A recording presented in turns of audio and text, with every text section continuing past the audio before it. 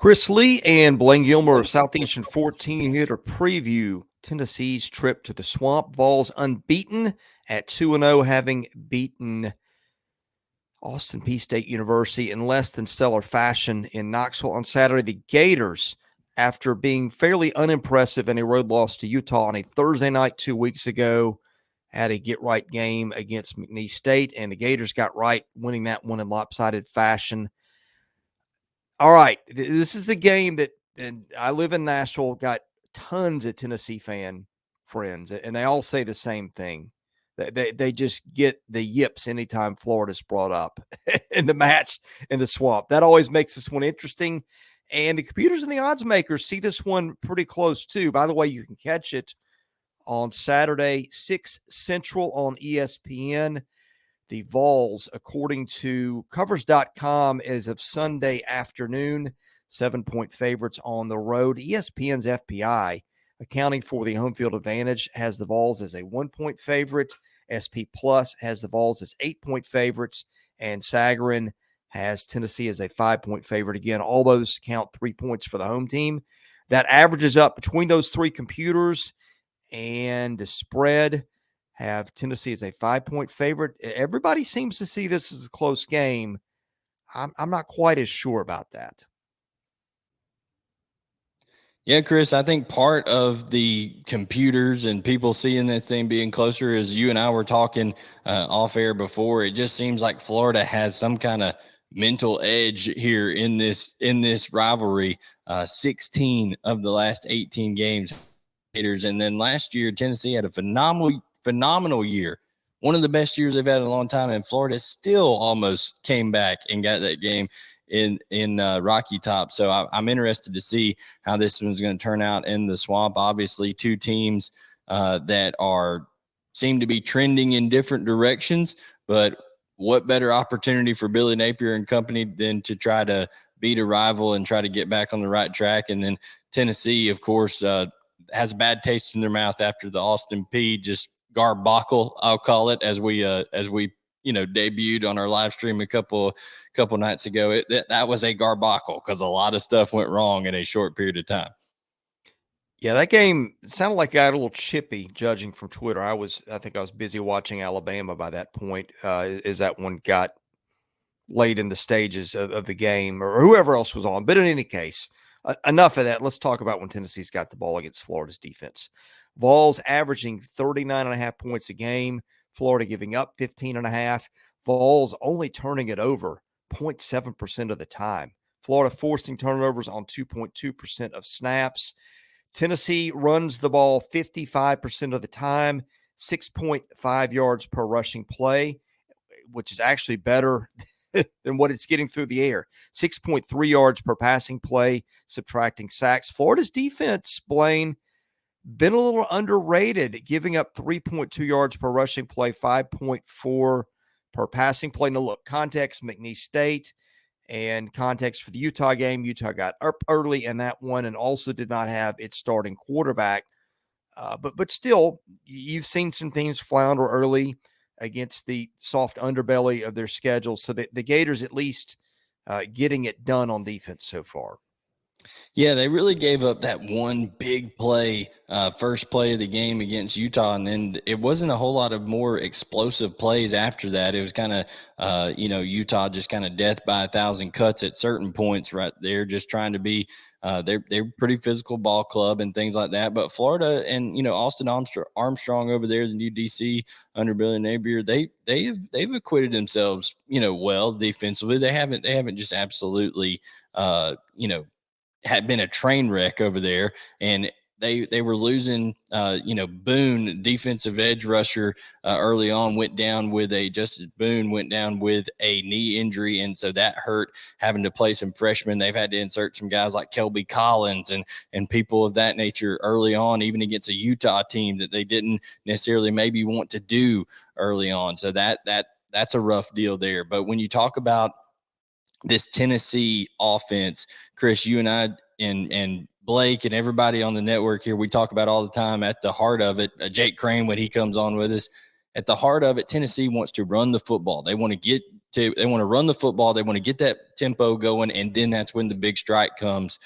They weren't able to sustain drives. They were not very good on third down against Austin Peay, and then Austin Peay held the football on them, so it limited their possessions, even with the tempo that Tennessee goes with, limited their possessions, and they just had totally out of sync. Joe Milton would miss high or he would miss behind somebody, and then when he did make a good throw, the receivers would drop it. Deontay Thornton had a couple of drops. Brew McCoy had a ball that he would tell you that he should have caught.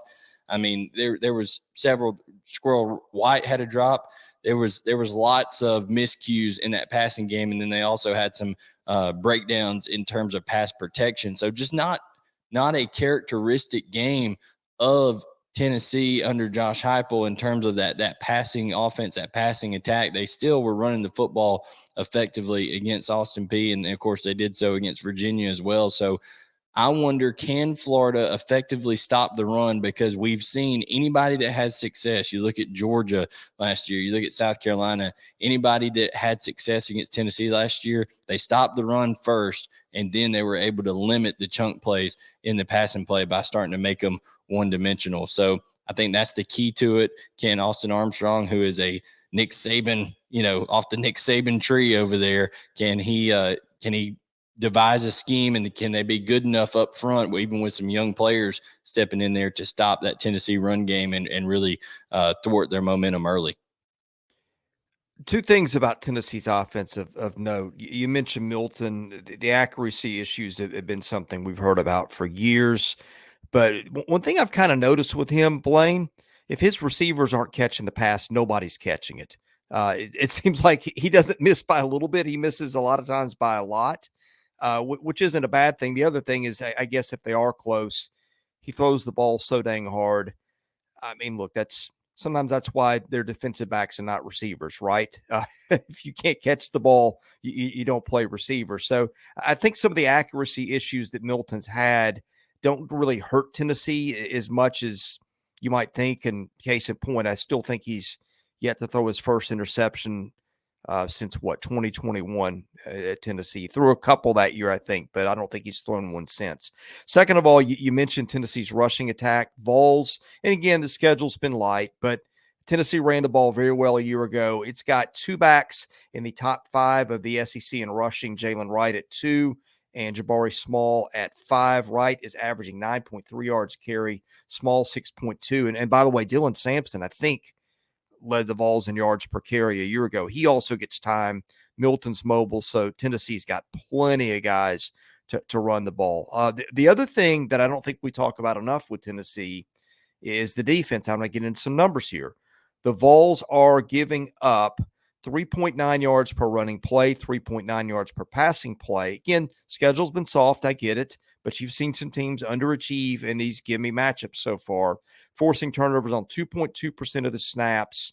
And the Gators are averaging 5.8 yards per rushing play, 7.2 yards per passing play, turning it over just 0.7% of the time. I think if Florida's going to win the game, it's got to be Etienne and Johnson carrying the load like we thought before the year.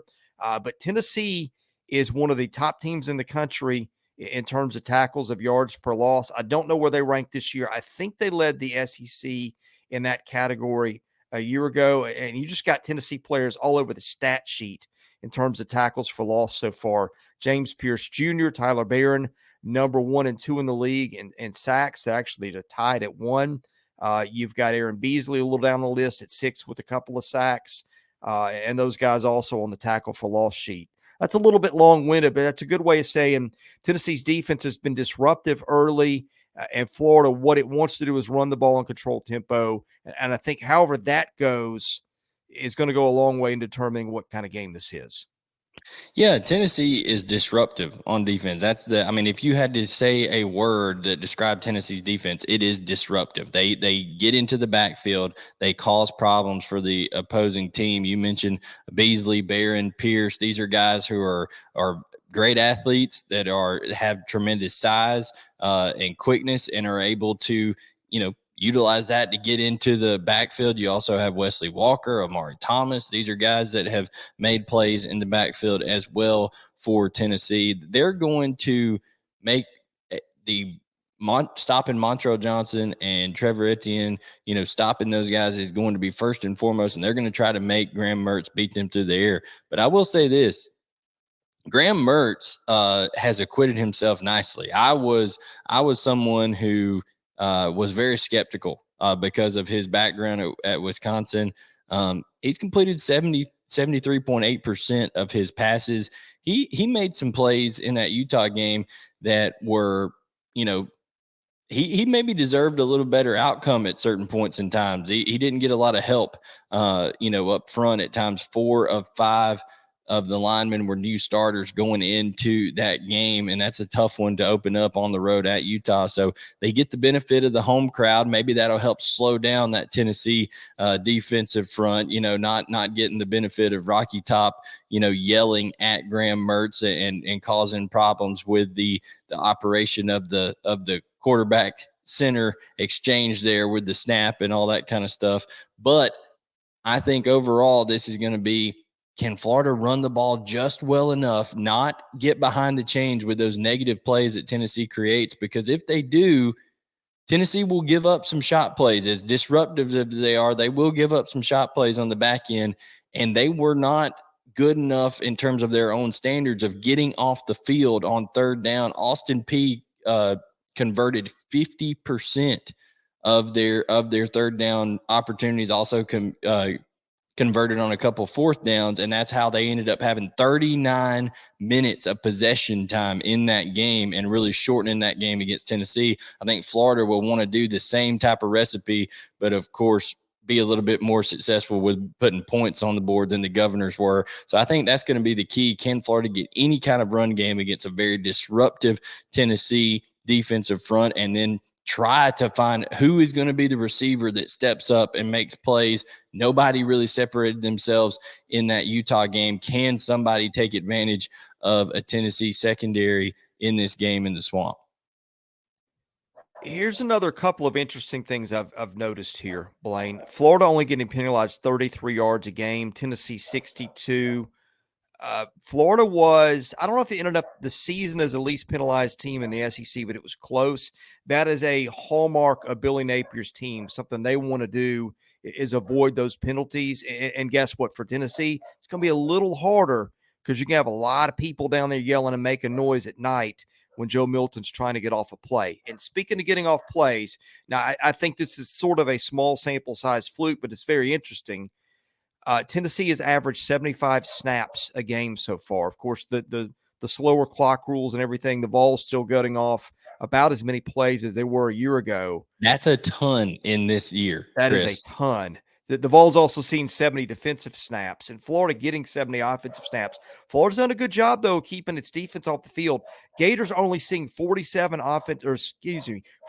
defensive snaps on average this year. That is incredibly low. Now, I don't think that's going to happen against Tennessee. Only Tennessee's going to be in the 40s or even in the 50s so far. But that is one thing that you want to watch. I think Billy Napier would like that snap count for Tennessee's offense to be as low as possible. Any coach would want that, of course. But that is something interesting that just jumped off the page as I'm looking at the matchups, and that might be a key number in this one in Gainesville.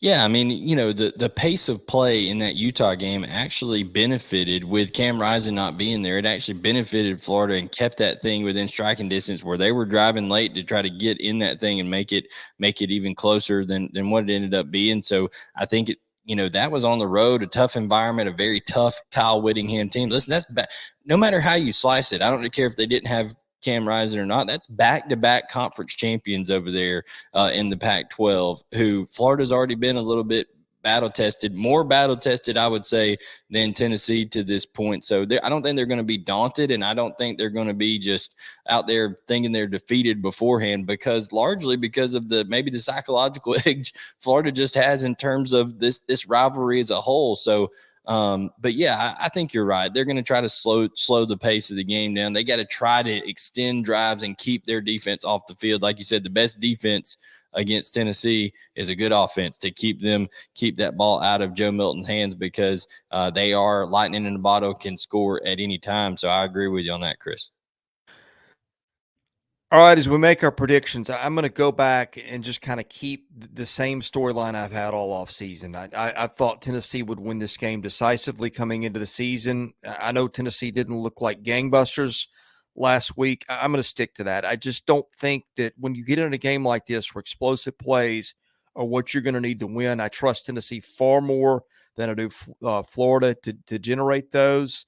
I think the Vols win in the Swamp, and I think they probably win by double digits, Blayne.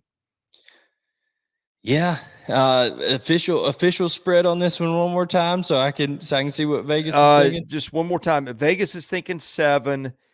ESPN's FPI is thinking 1. SP Plus is thinking 8, and Sagarin's thinking 5. Okay, so what I'm going to say is I think that it will be a closer game.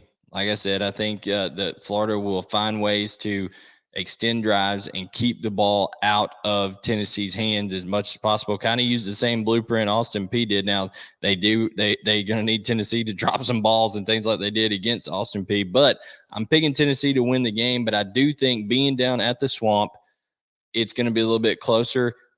But I think that Tennessee will do a really good job of taking Ricky Pearsall away. He's their leading receiver for Florida by far in terms of receptions. I think they will do whatever they can to take him away and at the same time bottle up that run game, make it tough, and at the end of the day, probably force a turnover or two and win this one. But I think it's probably a touchdown game, much like it was last year, even with a very, very good Tennessee team last year at home. I think it'll be similar type of game on the road at the Swamp this year.